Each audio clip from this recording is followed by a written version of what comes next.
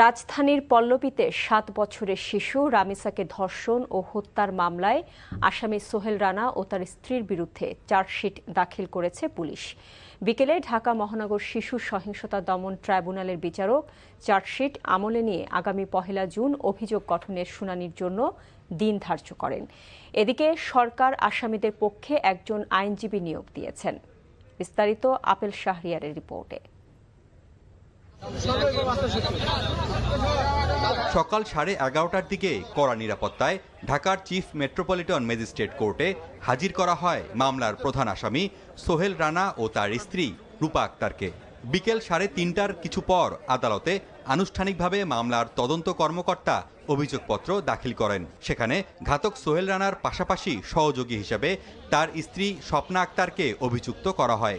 মহানগর আদালত অভিযোগপত্রটি নারী শিশু নির্যাতন ট্রাইব্যুনালে পাঠিয়ে দেন। ট্রাইব্যুনালের বিচারক চার্জশিটটি আমলে নিয়ে আগামী 1 জুন অভিযোগ গঠনের শুনানির তারিখ নির্ধারণ করেন। ঢাকা মেট্রো দায়রার আদালতে অধীনে শিশু সহিংসতা দমন ট্রাইব্যুনাল যেটা আছে, ওই ট্রাইব্যুনালের যে বিচারক মাসুর সালেকিন, তিনি আজকে এই অভিযোগপত্র এবং চার্জশিট আমলে গ্রহণ করেন এবং আমল গ্রহণ করে আগামী 1/6/26 তারিখে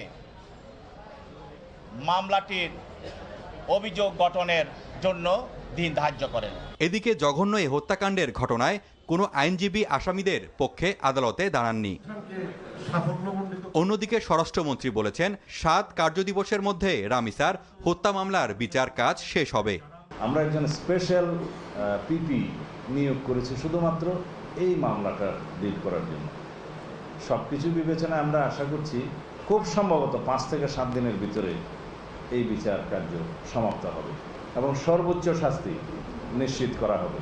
আল্লাহর রহমতে ভবিষ্যতেও আমরা এই জাতীয় যে কোনো ঘৃণ্য অপরাধের অভিযুক্ত বা অপরাধীদেরকে কোনোভাবেই ছাড় দেব না।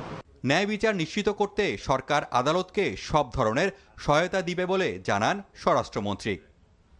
Apple Shahriar, NTV news, Dhaka.